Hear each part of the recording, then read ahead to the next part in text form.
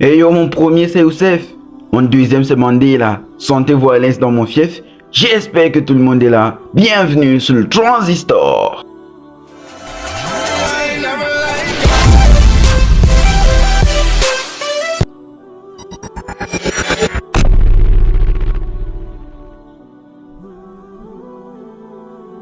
Le milieu du showbiz est celui des paillettes et de milliers de dollars qui coulent à flot. Cependant, le revers de la médaille quant à lui est parfois sombre et très terrifiant. Au cours de cette vidéo, nous vous exposons toute la vérité sur l'affaire du rappeur américain P. Diddy qui s'est vu accusé et inculpé d'extorsion et surtout de trafic sexuel.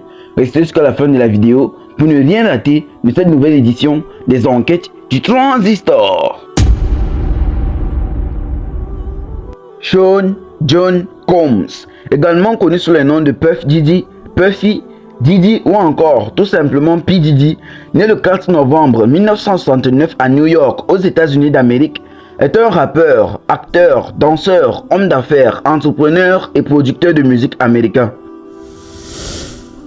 Spécialisé dans les genres musicaux tels que hip-hop, gangsta rap, rap East Coast, R&B, P. Diddy est actif dans le monde musical depuis 1991 et est détenteur de célèbres labels comme Bad Boys Records, Love Records et bien d'autres. P. Diddy a d'ailleurs produit le jeune rappeur The Notorious Big quelques années avant sa mort. Armé de sa solide horde d'équipes de production nommée The Hitmen, composée de superbes artistes comme Jodeci, Mary J. Blige, Usher, Lil Kim, TLC, Mariah Carey, Boyz II Men, SWV et Aretha Franklin, P. Diddy a été un adversaire de taille face au label de la côte ouest américaine Death Row Records de Tupac Shakur et Chuck Knight dans les années 1990.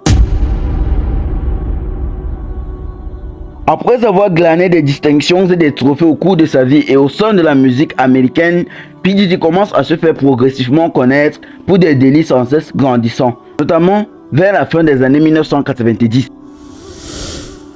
En 1997, Derrick Lee Cordelo Smith accuse Diddy de l'avoir agressé sexuellement lors d'une soirée à Détroit dans le Michigan. Le 10 septembre 2024, le juge Anna Marie Anzalone a tranché en faveur de Cordelo Smith, condamnant Diddy à lui verser 100 millions de dollars.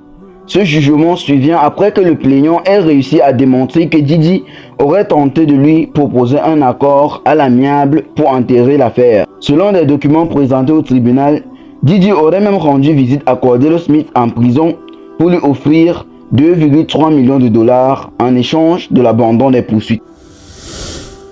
Le 16 novembre 2023, son ex-compagne Casey lui porte plainte pour abus sexuels et agression.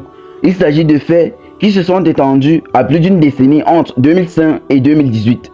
Un accord à l'amiable est finalement trouvé 2 jours plus tard, le 18 novembre 2023. Le 17 mai 2024, une vidéo de l'agression du rappeur Diddy sur son ex-compagne Casey en 2016 est dévoilée par CNN. Une agression qui est survenue dans les couloirs d'un hôtel de Los Angeles. Le 26 février 2024, le producteur américain Lil Rhodes, avec qui Diddy a travaillé sur son dernier album, dépose plainte contre Diddy pour harcèlement et agression sexuelle. Le 27 mars 2024, c'est un document publié par un magazine américain nommé USA Today indiquait que Lil Rhodes, qui avait modifié son procès le 26 mars, accusait Diddy de l'avoir payé pour garder des travailleuses de sexe. L'acteur Cuba Gooding Jr. a également été désigné comme co-accusé. Le prince Harry d'Angleterre et d'autres personnalités célèbres étaient aussi impliqués dans le procès comme étant associés à Diddy pour attirer des invités à ses soirées, mais n'ont été accusés d'aucun acte répréhensible. Le 23 mai 2024, Diddy a été désigné comme défendeur dans un procès intenté par une ancienne étudiante du New York Fashion Institute of Technology du nom de April Lampros, accusant Diddy de 4 cas d'agression sexuelle du milieu des années 1990 au début des années 2000. La poursuite accuse en outre le rappeur Diddy d'agression, de coups et blessures et d'infliction par négligence, de détresse émotionnelle et de violation de la loi sur la protection des victimes de violences motivées par le genre. Le 3 juillet 2024, Diddy a été poursuivi en justice par l'ancienne actrice de films pour adultes Andrea English, affirmant qu'il l'avait fait victime de trafic sexuel en la forçant à se vendre aux invités de ses fêtes obscènes et débauchées, dites soirées blanches organisées régulièrement par Diddy. En septembre 2024, l'ancien artiste de Bad Boy Records, Dawn Richard, a intenté une action en justice contre Diddy pour abus sexuels une fois de plus. Voilà ce qui en est des victimes du prédateur P. Diddy qui ont eu suffisamment de courage pour l'affronter à visage découvert. Toutefois, d'autres l'ont attaqué en justice sous l'anonymat, craignant sûrement pour leur vie. Le 23 novembre 2023, deux autres poursuites ont été intentées contre Diddy par deux plaignants supplémentaires, alléguant une agression sexuelle et un revenge porn. L'une des poursuites affirmait qu'entre 1990 et 1991, Diddy et Aaron Hall avaient agressé sexuellement une femme et que Diddy avait enregistré la scène de l'agression. Le 6 décembre 2023, deux autres femmes portaient plainte contre Diddy. L'une de ces femmes a même accusé Diddy de l'avoir drogué et agressé sexuellement durant l'année 1992. Ce même mercredi 6 décembre 2023, Diddy est visé par une plainte pour abus sexuel collectif d'une mineure de 17 ans. Une femme l'accusait ainsi que le président de sa société de production musicale Bad Boy Records, Harvey Pierre, ainsi qu'un troisième individu de l'avoir incité à les suivre de Détroit jusqu'à son studio à New York en jet privé, où il l'aurait forcé à boire de l'alcool et l'aurait drogué avant de la contraindre à des relations sexuelles alors qu'elle n'était âgée que de 17 ans. L'affaire P. Diddy atteint des proportions astronomiques lorsque le 1er octobre 2024, lors d'une conférence de presse tenue au Texas, l'avocat Tony Buzbee déclare qu'il représente 120 personnes qui accusent Diddy d'agression sexuelle.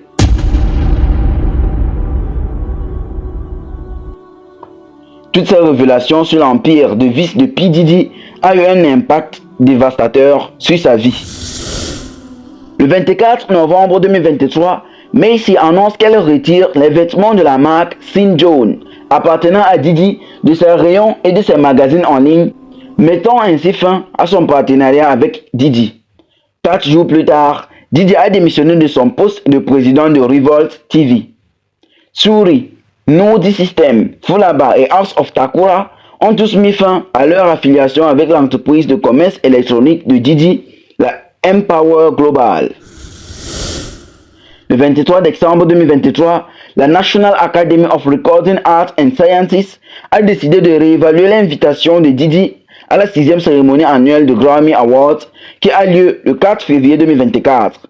Il fut nommé pour le meilleur album R&B progressif pour son album intitulé Love Album of Great, mais n'a pas assisté à la cérémonie.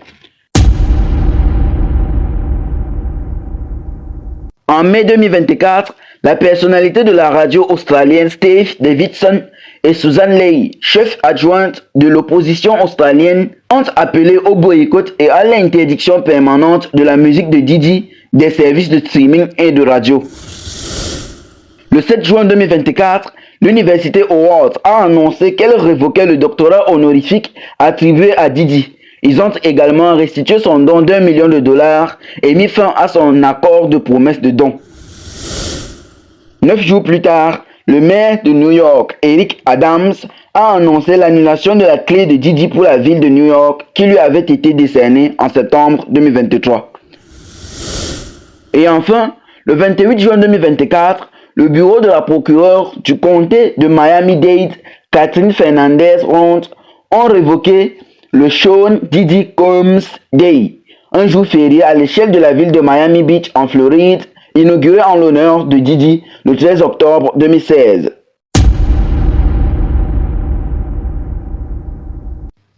La descente aux enfers de P. Diddy quant à elle se confirme le 16 septembre 2024 alors qu'il est inculpé de trafic sexuel et d'extorsion. Pour le moment, P. Diddy est détenu dans la prison de Brooklyn, dans l'état de New York, aux États-Unis d'Amérique. P. Diddy sera jugé le 5 mai 2025. Mais en attendant, fini les paillettes, le cognac et les soirées obscènes. Pour l'heure, Diddy est au régime sec entre les quatre murs, à méditer sur son périgée au cœur du Brooklyn's Metropolitan Detention Center, une prison vieillissante et à la mauvaise réputation à New York, aux États-Unis d'Amérique. C'était tout pour cette édition des enquêtes du Transistor, destinée à éclairer votre lanterne sur l'affaire du prédateur sexuel américain P. Diddy. Merci d'avoir suivi et à très bientôt pour un nouvel épisode des enquêtes du Transistor.